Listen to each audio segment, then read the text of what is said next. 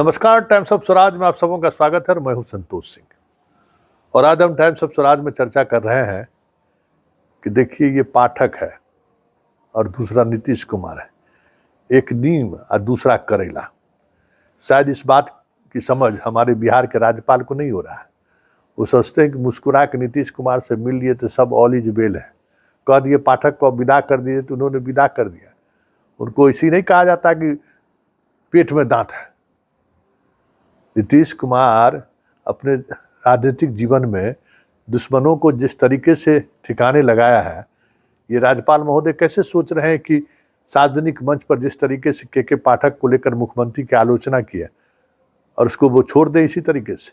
लीजिए, कुलपतियों की जो बैठक बुलाया गया था शिक्षा विभाग के द्वारा, उसमें जो जो कुलपति शामिल नहीं हुए उनके खिलाफ एफआईआर दर्ज करने का आदेश के पाठक ने दे ही दिया था और आज इसकी शुरुआत भी होगी।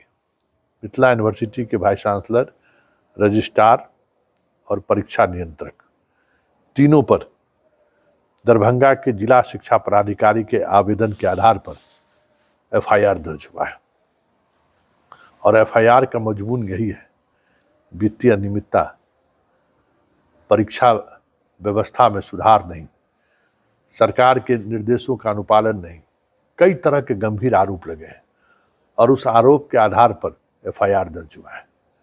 जबकि राजभवन लगातार कुलपति को कहते रहे कि भाई आपको बैठक में शामिल नहीं होना है।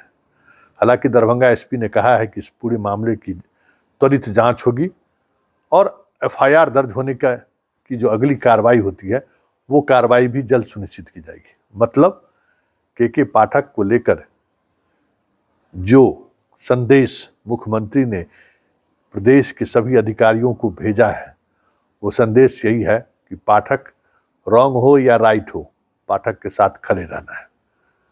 वैसे आज राजभवन में कुलपति लोग काफ़ी आक्रोशित दिखे और राज्यपाल से हस्तक्षेप करने की मांग की, लेकिन आज के पाठक के इस फैसले के बाद राजभवन के उन अधिकारियों की भी नींद हराम है जो के पाठक के इस निर्णय को लेकर कोई गहरी आपत्ति से संबंधित पत्र लिखने का सोच रहा हो।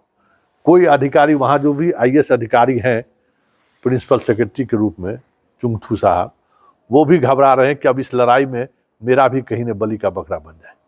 वैसे वहाँ एक हैं जो साथ में लेके आए हैं राजभवन राज्यपाल महोदय, आज उनकी भी नींद हराम था कि कहीं हमको भी किसी मामले में न लपेट दे।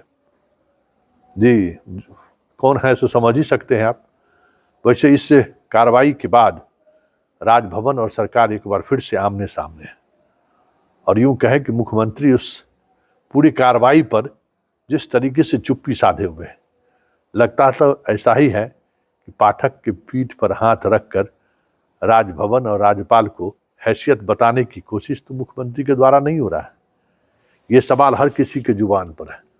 अब देखना यह है कि इस कार्रवाई, क्योंकि कल मुजफ्फरपुर वहाँ गया, तमाम जगहों पर आदेश हो चुका है। आज ही वीडियो कॉन्फ्रेंसिंग के माध्यम से पाठक ने सभी जिला शिक्षा पदाधिकारी को जहाँ विश्वविद्यालय हैं उनके कुलपतियों पर एफआईआर दर्ज करने का आदेश कर दिया है। दरभंगा में शुरुआत भी हो गई, मधेपुरा में भी शुरुआत हो गई है और जो बचे हुए जगह हैं मुजफ्फरपुर, पटना और बाकी जो जगह है वहाँ पर भी एफआईआर कल दर्ज हो जाएगा। अब देखना यह है कि इस एफआईआर दर्ज होने के बाद राजभवन की प्रतिक्रिया की रहती है, क्या रहती है। वैसे खेला होबे इस सेंस में कि पाठक रहेंगे और कम से कम चुनाव तक तो रहेंगे ही, और इस दौरान वो सब कुछ होगा जो नीतीश चाहते हैं, पाठक की पीठ पर रखकर कराना, और उसी की कड़ी है विश्वविद्यालय के कुलपतियों पर एफआईआर का दर्ज होना।